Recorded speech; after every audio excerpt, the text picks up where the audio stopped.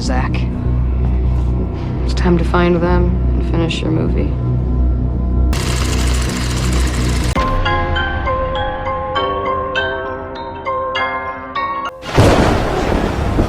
Halo teman-teman pencinta film, kali ini aku akan membahas film yang berjudul Sinister 2.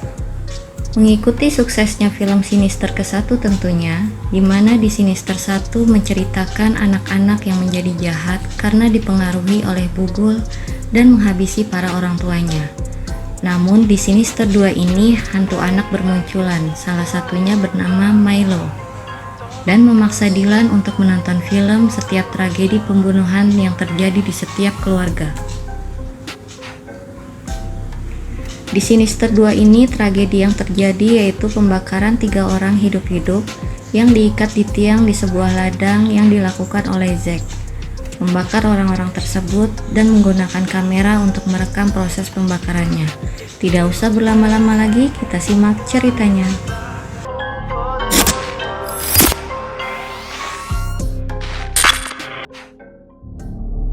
Di awal cerita kita diperlihatkan oleh seorang deputi sheriff Saul yang sudah pensiun dengan pekerjaannya, mendatangi sebuah gereja bertemu dengan pendeta untuk pengakuan dosa. You're the deputy from that Oswald thing. No, I'm not on the force anymore. Do you believe in evil? Lalu di sebuah kota kecil, hiduplah seorang ibu yang bernama Courtney, ditemani oleh kedua anaknya yang masih kecil yakni Dylan dan Zack. Ternyata Courtney baru pindah rumah ke kota kecil ini karena ada permasalahan pribadi dengan mantan suaminya, sehingga dia sangat protektif terhadap kedua anaknya. Saat mereka sedang di supermarket bersama anak-anaknya untuk belanja kebutuhan rumah, tak disangka ada seseorang yang memata-matai mereka. Ternyata orang tersebut suruhan mantan suaminya. Lalu dengan buru-buru Courtney langsung pergi berlari keluar supermarket, menghindari dari orang tersebut lalu kembali ke rumah. We run.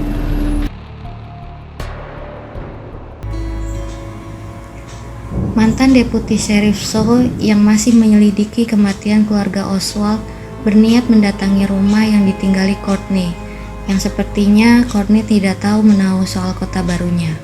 Tampaknya Courtney menempati sebuah rumah di mana dulu terdapat kejadian pembunuhan di sana. Anaknya yang kecil bernama Dylan lah yang mempunyai kemampuan melihat sesuatu yang tidak bisa dilihat oleh orang lain. Malam harinya Dylan pun didatangi oleh hantu anak-anak bernama Milo. Hantu Milo mengajak Dylan untuk ke ruangan bawah. Ternyata Milo menunjukkan sebuah kotak yang berisi kamera dan beberapa kaset film. Film pertama yang ditunjukkan ke Dylan berjudul Piknik Memancing. Karena penasaran, Dylan pun menonton film itu di mana adegan-adegan pembunuhan sebuah keluarga.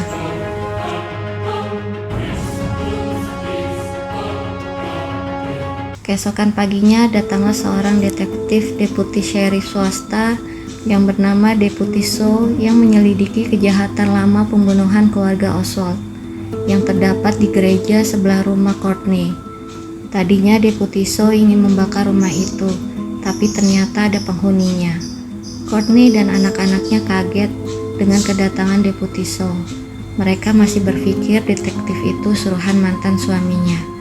Namun setelah dijelaskan, Courtney pun mengerti. Mom! The listing said that it was It available. doesn't matter. It doesn't give you right to be out here. You're trespassing and you know it. You weren't supposed to be here. Malam harinya, sang detektif pun tinggal di sebuah motel, mencari tahu di laptopnya mengenai profil Courtney. Namun saat dia browsing, laptopnya tiba-tiba mati dan mulai dihantui dengan sosok jahat bugul yang mempengaruhi anak-anak. Di tempat lain, Dylan yang sedang tidur bermimpi tentang keluarganya yang akan dibunuh.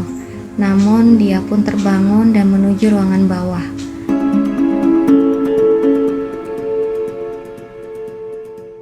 Milo yang seperti biasa datang mengajak kembali menonton film.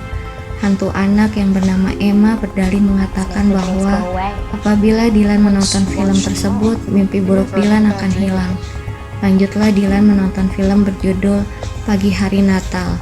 Seperti biasanya juga, di ending film tersebut sangat mengerikan dan keluarga yang terbunuh oleh anaknya sendiri yang dipengaruhi bugul. Keesokan paginya mantan Deputi So kembali lagi ke rumah Courtney. Namun kali ini dia akan ke TKP di gereja di mana pernah terjadi pembunuhan.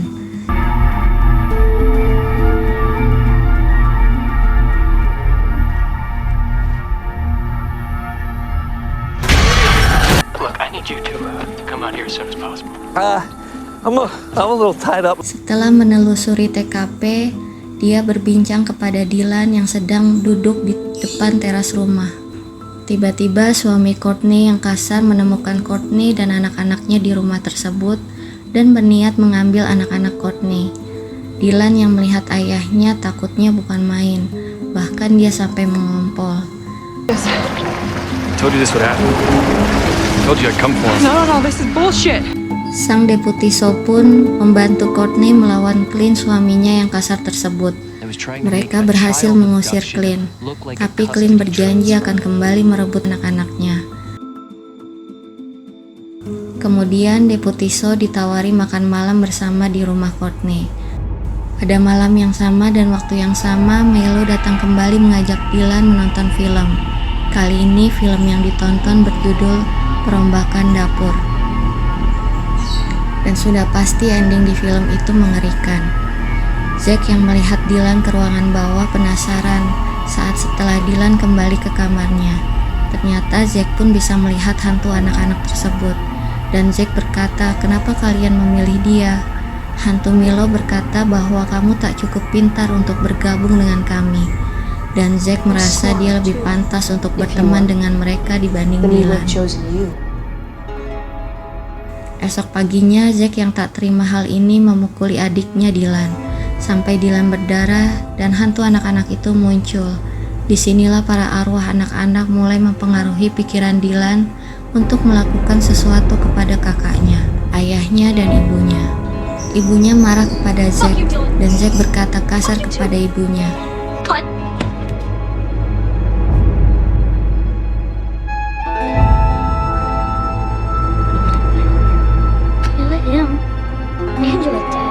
Dylan yang habis diobati menuju kamar dan dia bermimpi lagi tentang keluarganya yang terbunuh.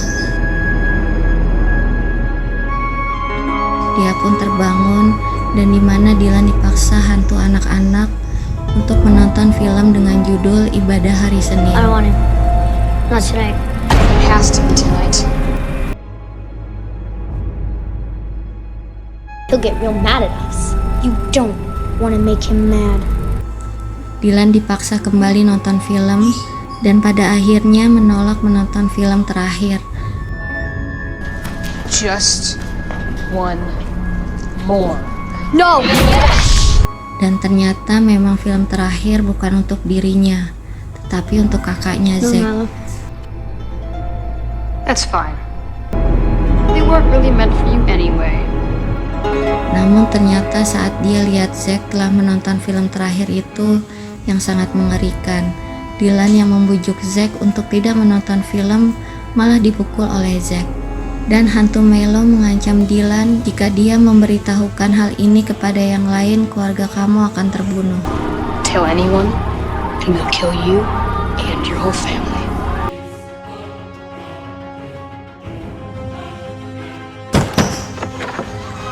Keesokannya sang ayah Clint datang kembali dengan sheriff sambil membawa surat-surat dari pengadilan tentang hak asuh anak-anak. Dylan begitu takut sekali dengan sang ayah sehingga dia sembunyi di bawah kasur. Namun kenyataannya mau tidak mau, Courtney dan anak-anak harus kembali tinggal dengan sang ayahnya yang seorang pemukul. Deputi So yang mendapatkan informasi berharga tentang pembunuhan yang didalangi bugul menyadari bahwa keluarga ini kemungkinan besar akan mengalami hal yang sama. What were the numbers? Coordinates. It's a farm in the middle of Norway where an entire family was murdered. Sang mantan Deputi So segera mendatangi rumah Courtney yang ternyata Courtney sudah pindah ke rumah Clint. No!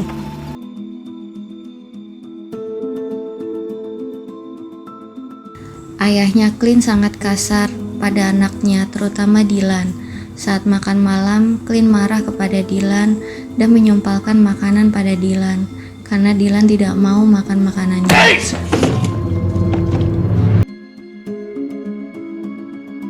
Beberapa saat kemudian, mantan Deputi So datang ke rumah Clint untuk menolong mereka dan hendak menjelaskan kepada Clint bahwa dia dan keluarganya dalam bahaya.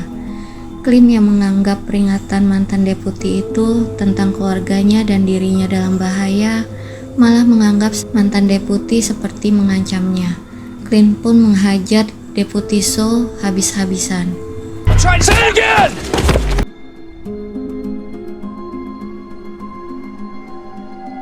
Keesokan harinya, Zack memulai memvideokan keluarganya. Tampaknya Zack akan merencanakan pembunuhan pada keluarganya, seperti yang anak-anak lain lakukan, dan tanpa sepengetahuan orang tuanya. Dylan mengirim SMS ke mantan Deputi So untuk meminta tolong pada dirinya.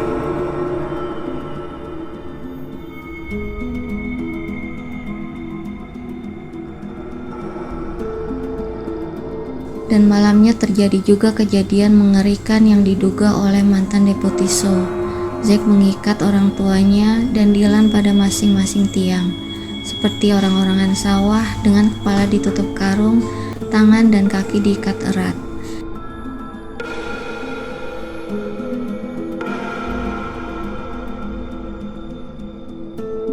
Clint sang ayahlah yang dibakar terlebih dahulu oleh Zack, dan ketika Zack akan membakar Dylan, datanglah Deputi So. Dia menabrakkan mobilnya ke Zack dan menolong Courtney dan Dylan. Zack yang kembali sadar setelah ditabrak bangun dan mengejar mereka dengan sabitnya. Mereka bertiga langsung masuk menuju rumah Zack, dan arwah anak-anak membantu Zack menemukan mantan Deputi So. Where is Zach? It's time to find them and finish your movie. In here! Deputi So akhirnya bisa menghentikan aksi Zack dengan menghancurkan kamera yang dipegang oleh Zack.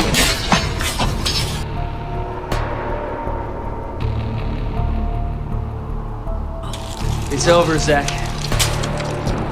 You're not making a film. Dan karena kegagalan Zack membantai keluarganya, Zack pun mati oleh bugul karena tidak mampu menyelesaikan filmnya.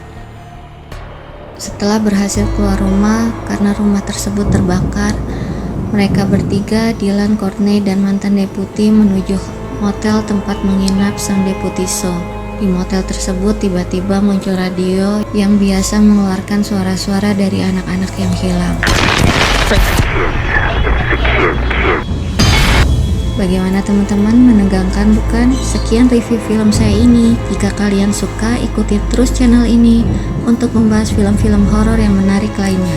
Jangan lupa subscribe, like, comment, and share. Assalamualaikum, sehat selalu teman-teman.